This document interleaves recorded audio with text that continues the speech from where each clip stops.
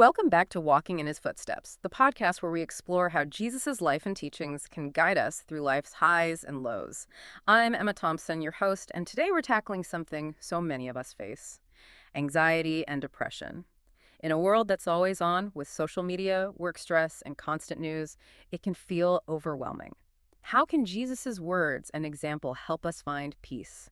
I'm joined again by Dr. Michael Carter, biblical scholar and professor at St. Mary's University. Dr. Carter, thanks for being back. Emma, it's great to be here. This is such an important topic, and I'm glad we're diving into it with Jesus' wisdom as our guide. Me too. I'm really looking forward to this deep dive. You know, when we talk about peace in this restless world, especially thinking about anxiety and depression, it makes you wonder, did Jesus, or the Bible generally, actually speak to these kinds of deep emotional struggles, even if they didn't use, well, our exact clinical words for them? I mean, for so many people today, burnout, that constant low-level worry you get from scrolling, feeling a bit lost, it's almost just background noise now. That's a really vital question to start with. And what's fascinating is that while you're right, the Bible doesn't use terms like clinical depression or generalized anxiety disorder, it absolutely speaks directly, powerfully to the core human experiences behind those labels. Think about the world Jesus lived in. I mean, Roman occupation, crushing poverty for many, real instability, people feeling powerless. He knew the weight people carried. He saw it every day. Right. It wasn't exactly a stress-free time. Not at all. Yeah. So if we think about anxiety first, look at the Sermon on the Mount, Matthew chapter 6. Jesus says something like, don't worry about your life, what you'll eat or drink, or your body, what you'll wear. He points to the birds they don't sow or reap, but God feeds them. Aren't you much more valuable? He asks. Now, for people living hand-to-mouth worrying about the next meal, that wasn't just, a nice thought. It was revolutionary. Huge shift in perspective. Exactly. There was a call to fundamentally shift their focus from scarcity and fear to, well, a deep trust in God's provision. That hits modern anxiety right where it lives, that gnawing fear about the future. And what about those deeper feelings, the ones closer to what we'd call depression, that heaviness? Well, the Psalms are just filled with that kind of raw, honest emotion. Think about Psalm 42, verse 11. Why, my soul, are you downcast? Why so disturbed within me? Yeah. It's not just a bad mood. That's deep anguish, a soul feeling truly heavy, disturbed. But what's key is the next line. Put your hope in God. The Bible doesn't shy away from showing us people feeling that depth of despair, but it almost always points towards hope, towards trust, even from the depths. It validates the feeling and offers a way forward. Okay, so the acknowledgement is there. The direction towards hope is there. But practically speaking, when you're really spiraling, when anxiety has its grip or that depressive fog feels total, just hearing "don't worry" or "hope in God" can feel, well, almost impossible sometimes. How do these teachings become something tangible, like an anchor you can actually hold on to in that moment? That's the core challenge, isn't it? And it's so important to say, Jesus' words aren't meant as a magic spell. It's not an instant fix. What they offer is a framework, a foundation, a truth to cling to when everything else feels like it's shaking. Jesus was incredibly realistic about life. John 16:33, he tells his followers straight up, in this world you will have trouble. No sugarcoating. Right, he didn't promise easy. No. But then he immediately follows with, but take heart, I have overcome the world. So it's this pairing, acknowledging the real pain, the real trouble, but anchoring it in a greater hope, a bigger victory. Sometimes just naming the pain is the first step, right? Not pretending it isn't there. Okay, so acknowledging it. Yeah. Then what? Then, engaging practically. Philippians 4, verses 6 and 7 give such clear steps. Do not be anxious about anything. Okay, easier said than done, but then it says how? But in every situation, by prayer and petition, with thanksgiving, present your requests to God. With thanksgiving. That part always strikes me. It's crucial, isn't it? It's not just bringing your worry list. It's actively looking for, naming things to be grateful for, even small things, right in the midst of the anxiety. It reframes things. It shifts your focus. And the peace of God, it continues, which transcends all understanding, will guard your hearts and your minds. That's the promise tied to that practice. Have you seen that work for people, like, in a real-life situation? Oh, definitely.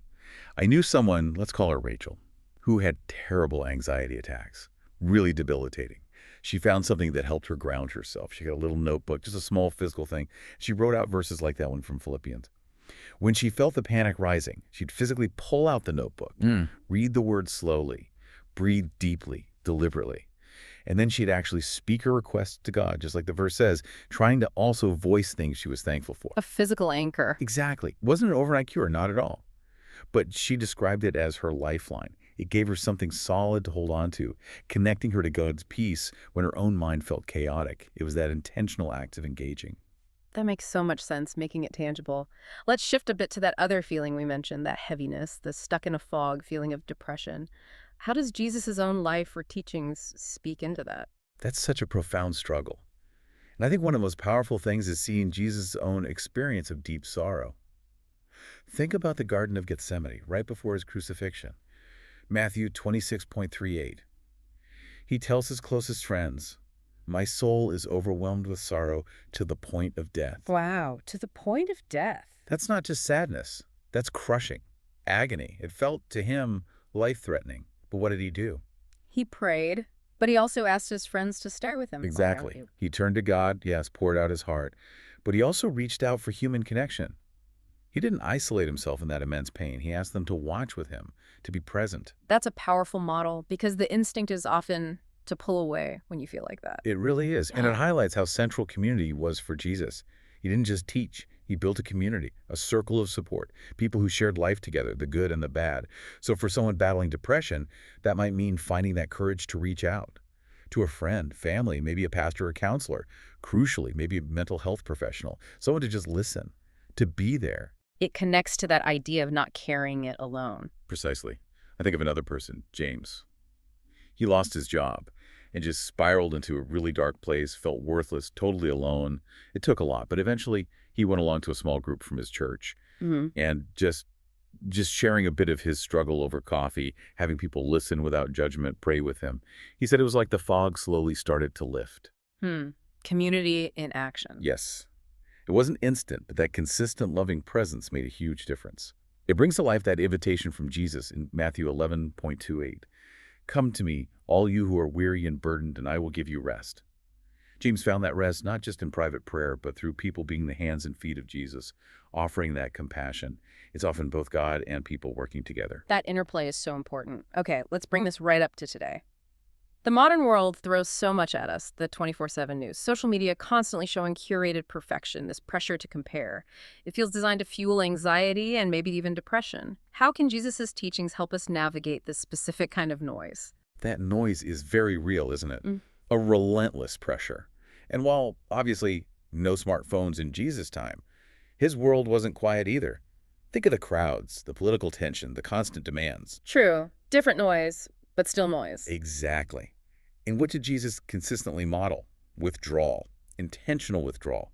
Luke 5.1c says, Jesus often withdrew to lonely places and prayed. Often, not just once in a while. Right. It was a regular practice. Yeah. For us, that speaks directly to the need to deliberately unplug.